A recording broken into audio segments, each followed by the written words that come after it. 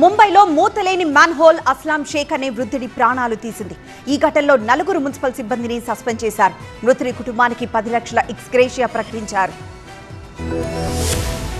ముంబైలో భారీ వర్షాలకు అపార ఆస్తి నష్టంతో పాటు ప్రాణ నష్టం జరుగుతోంది. సకినాకా ప్రాంతంలో మూతలేని మ్యాన్హోల్లో పడిపోయి 60 ఏళ్ల వృద్ధుడు గల్లంతైన ఘటన తీవ్ర కలకలం రేపింది. అస్లాం షేక్ మృతదేహాన్ని సహాయక సిబ్బంది వెలికితీశారు. స్థానికంగా ఖైరానీ రోడ్డులో మరమ్మత్తు పనులు చేస్తున్నారు. అక్కడ ఓపెన్ లో మ్యాన్హోల్ ఉంది. ఫోన్ లో మాట్లాడుకుంటూ వచ్చిన అస్లాం షేక్ అందులో పడిపోయారు. తన చేతిలోని గొడుగు, సెల్ ఫోన్ రోడ్డు పక్కనే పడ్డాయి. దీంతో వెంటనే స్థానికులు అప్రమత్తమై అగ్నిమాపక దళంతో సహా అత్యవసర సహాయక బృందాలు గాలింపు రెస్క్యూ ఆపరేషన్ చేపట్టాయి. 3 గంటల పాటు తీవ్రంగా శ్రమించి చివరకు మృతదేహాన్ని వెలికితీశాయి. మ్యాన్ హోల్ ను తెరిచి ఉంచడం వల్లే ఈ విషాదం చోటు చేసుకుందని అధికారులు తెలిపారు. ఘటనలో కాంట్రాక్టర్ పై Brihan Mumbai municipal corporation police case పెట్టడంతో పాటు భారీగా జరిమానా కూడా విధించింది. ఇప్పటికే భారీ వర్షాలతో ముంబైలోని చెంబూర్ ప్రాంతంలో విద్యార్థులతో వెళ్తున్న పాఠశాల బస్సుపై చెట్టు కూలిపోవడంతో 11 ఏళ్ల బాలుడు మృతి చెందగా మరో 4 గాయపడ్డారు. ఘటన జరిగిన 2 రోజులకే మ్యాన్ హోల్ ఘటన జరగడం తీవ్ర విషాదకరంగా మారింది. భారీ వర్షాలతో ముంబైలో ఇప్పటికే స్కూళ్లు, కాలేజీలకు సెలవుల్ని ప్రకటించారు. సంఘటనా స్థలాన్ని ముంబై మేయర్ రీతూ తావ్డే పరిశీలించారు.